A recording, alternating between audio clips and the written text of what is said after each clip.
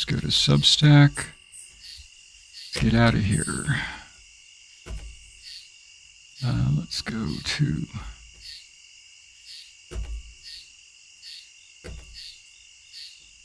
dashboard.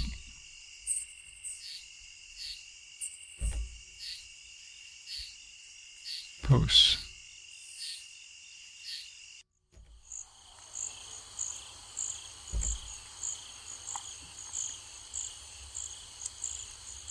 Okay, let's go to posts. Let's go to email.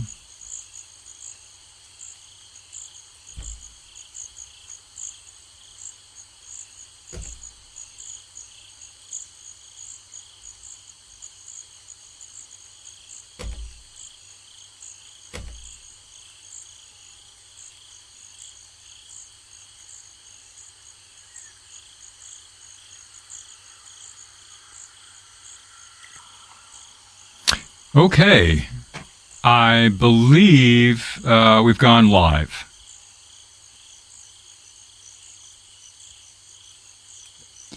And I'm just getting...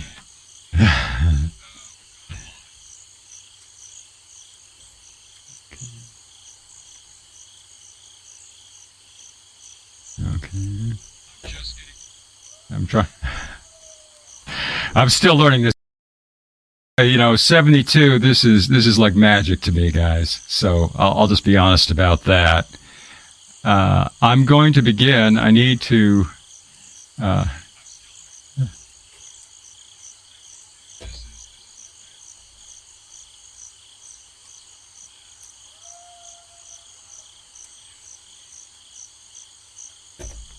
One second, I have to change some media sources here so that we're only hearing the microphone.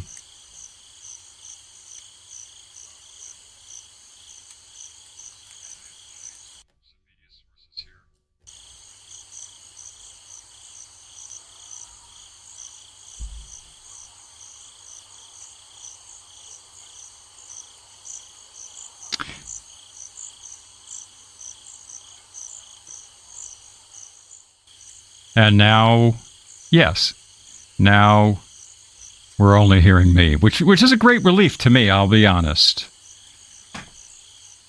I think it's working now. Nope.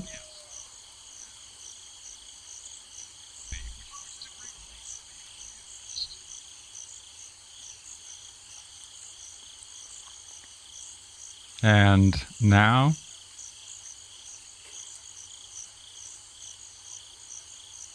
I may not know right away.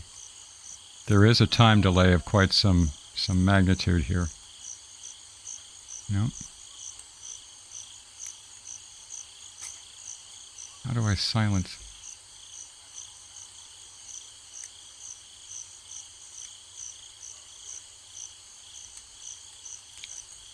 Okay, solved it. So I've got a lot of stuff on my mind tonight. One thing I wanted to share right away, aside from the fact that I'm just learning this material and hope to get better as we go along, just a little bit of personal news.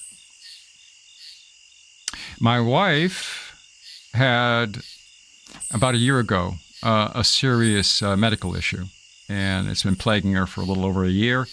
And I won't go into details. That's for her to ever discuss publicly. But I have this wonderful news that yesterday it appears it was fixed with a very simple procedure. So I'm feeling a little bit happier than usual. You have no idea what Kimmy means to me. Something like 14 years ago, she decided to accept me as I am. And that has made all the difference in my world. Now, the truth of the matter is it's taking us 14 years to work out the implications of accepting me as I am. But she's a wonderful and patient partner. And I just wanted to mention that before we begin. It has some bearing on what we're talking about tonight. I'm going to jump right in and just have faith at the moment because I can't set this thing up with multiple screens easily because, again, 72 years old and learning curves are getting steeper every day as I get older. I'm going to be reading from notes because I can't keep this amount of stuff in my head at the same, at one time. I stand in awe of people who can speak off the top of their head. The first piece I want, both of these pieces will be political tonight. They impact us as neurodivergents, but it's my hope they have a more general impact in all people who might see these videos or hear me speak tonight. The first one is trigger warnings. It's something that I do that have broader appeals than simply talking about symptoms of autism or my poetry of that nature. So this one, I just start off, Trump disbands Congress. I may be neurodivergent, but patterns are patterns. I'm taking a risk with you. I need to share something dark, something urgent, something that's keeping me up at night. But I also share how I'm making sense of this moment, how I'm finding my ground. Because that's what we do. We find patterns in chaos and keep moving. We find a moment. Right now, history calls us to pay attention, to be present, to seize what's right in front of us. No one is much reporting on this, although they started in the last 48 hours. But for all intents and purposes, the U.S. government isn't just shut down. Trump has effectively rendered the U.S. Congress useless and substituted his own personal will for governance. Other leaders who hamstrung legislatures, authoritarians like Putin, Marcos in the Philippines, Mussolini, Hitler. But instead of their methods, Trump uses much the same soft methods that Hungary's Viktor Orban did in 2011 to grab the legislature. Softly, quietly, step by step, right in front of our eyes, without announcing it's disbanded, but with much the same effect that all authoritarian leaders seek: totalitarian domination. The House has halted legislative business nearly 3 weeks now. The Speaker refuses even to seat the newest member, using his gatekeeping authority in ways never seen before. They say it's because of the Epstein files. Sometimes I think the Epstein files are the distraction from the soft coup that's happening right now. In fact, basically has happened. This move in the House has also essentially ground the Senate to a halt. Routine legislative decisions now reflect the direct Trump administration priorities. Little negotiation or independent oversight anywhere. Congress is destroyed, in effect. There is bipartisan criticism and growing media discussion about democratic norms being undermined, but no recognition that for all intents and purposes, the coup is nearly complete. Trump de facto controls the executive, the Congress, and the Supreme Court. The majority of state legislators and governors follow his dictates, as the Republican Party has largely become the Trump Party. It appears many local police forces would follow his lead. Our local police forces are involved with, underground people like the 3%ers and so forth. He may have his hands around the military as well. We won't know until he gives an order and we see if they follow it. And 5 U.S. cities already have troops in the streets. Trump declaring another 5 will soon follow, in case, he needs them. Then, ICE? According to many citizen reports, and I have sources in the notes from this talk for you to look at. So according to many citizen reports and videos, they act more like secret police than a border force. We are, perhaps, one tiny move from martial law checkmate. Someone should already be working on Plan B. because I see no guarantee there will even be midterm elections a year from now, the way things are accelerating in just this past week. Two random thoughts I want to add, because I can't go deep in all of it tonight. My first, this is not a good time to be different, to have the wrong politics, the wrong religion, wrong color. Closer to home, the wrong neurotype. Authoritarians demand compliance and conformity. They demand unity, because their fragile existence depends on control, forceful control. But different people? We've always known how to find our moment, when to act. Now, my second thought. Historically, resistance to authoritarian regimes doesn't begin with national leaders. It's not Charles de Gaulle's kind of world. It starts in your hometown. This is a moment that cries out to be seized at home. Very soon I'll come back to this topic from the angle of productive resistance. I've been studying classical resistant movements in World War II France and, elsewhere. Some interesting insights came up, but they're too large to go through in one tiny sitting. So I'll come back to this very soon. I'm going to take a quick look and see if there are commenters. Try to deal with that. I'm trying to get used to this back and forth. Some people are really good at this, I hear.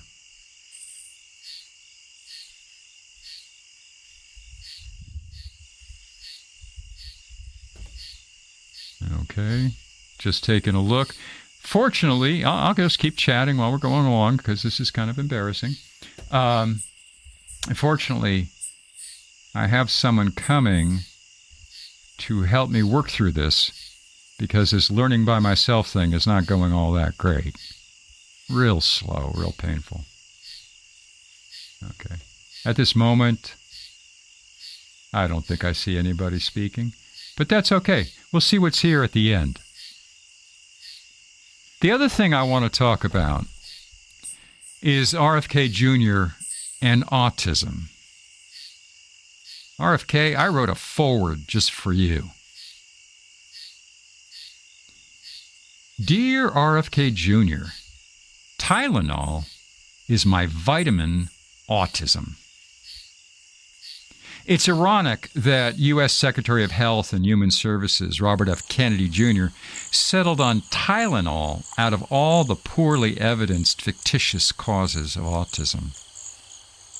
Better minds than mine are already headed to the courts to duke out the fact that no substantive scientific research supports RFK Jr.'s claims. Again, I have some sources in the supporting article on my Substack. So at this point, I'll just casually whisper pseudoscience and point out the fight over the truth of his claims is pointless. I don't believe he cares if it's true. He has an agenda. He'll use anything to meet that agenda. It's the same agenda that Trump and his movement have. They won't let facts get in their way.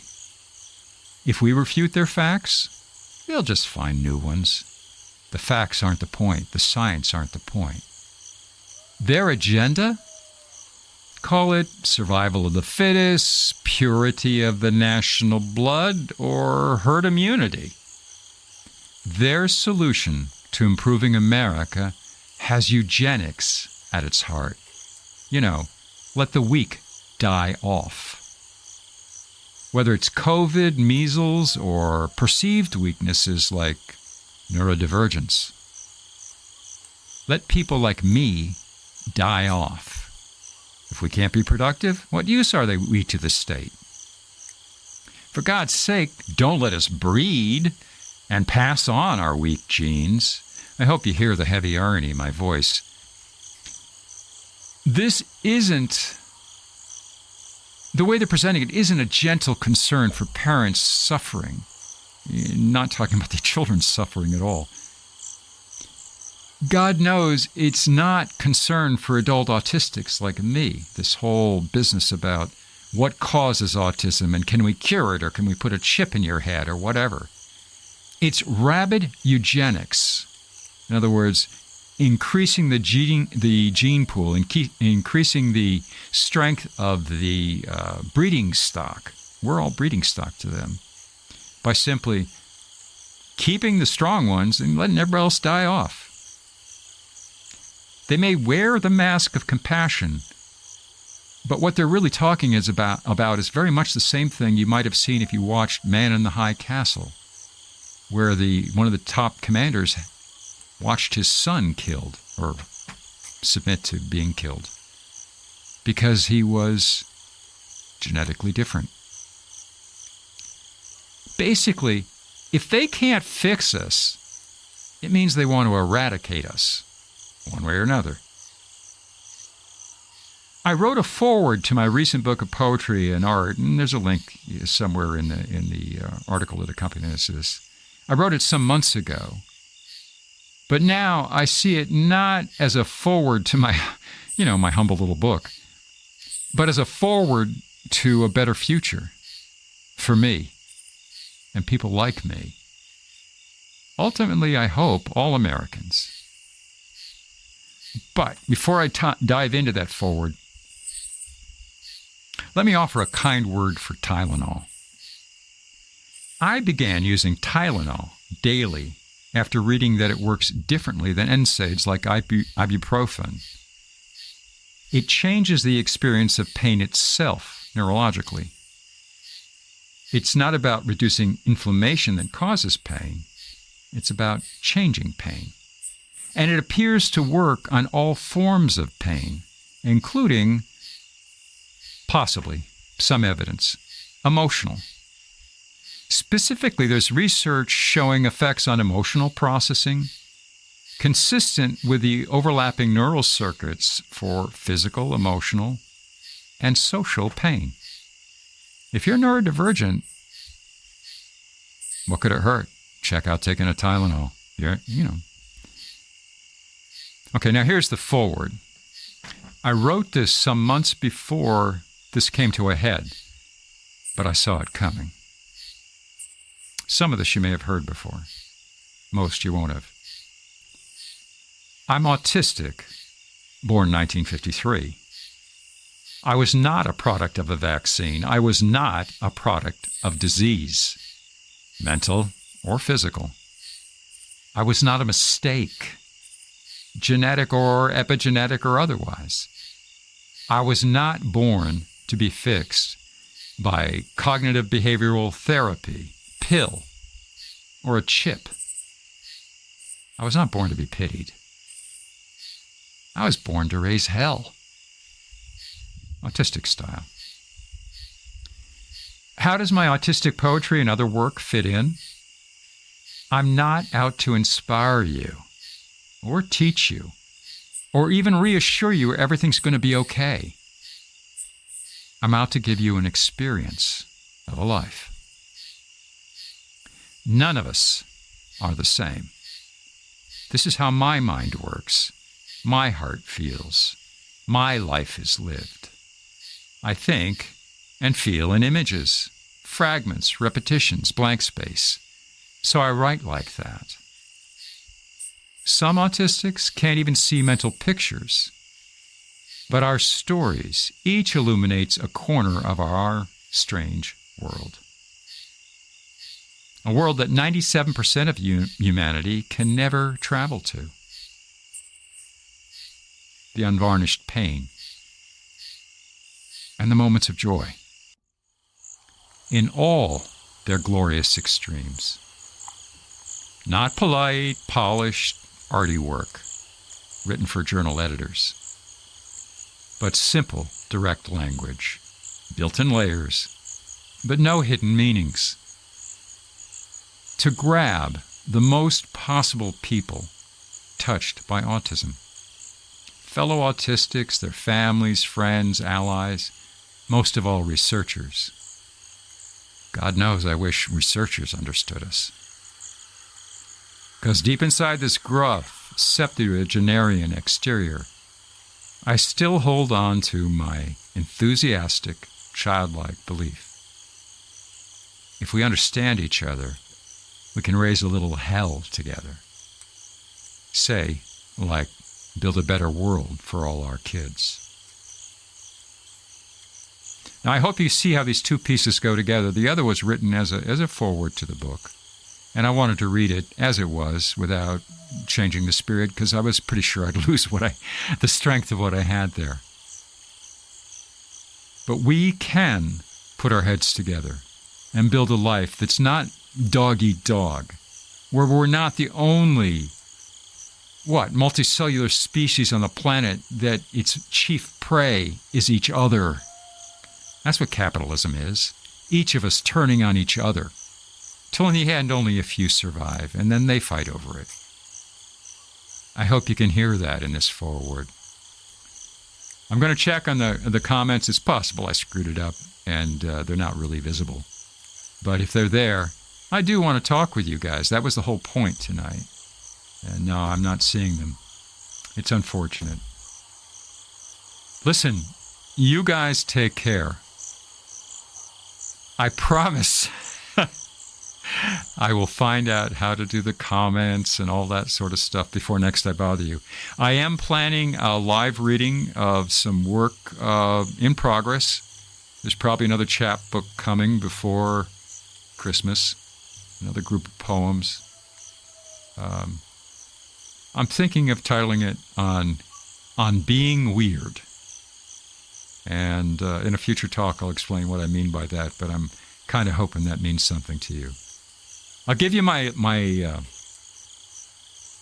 last word to the book.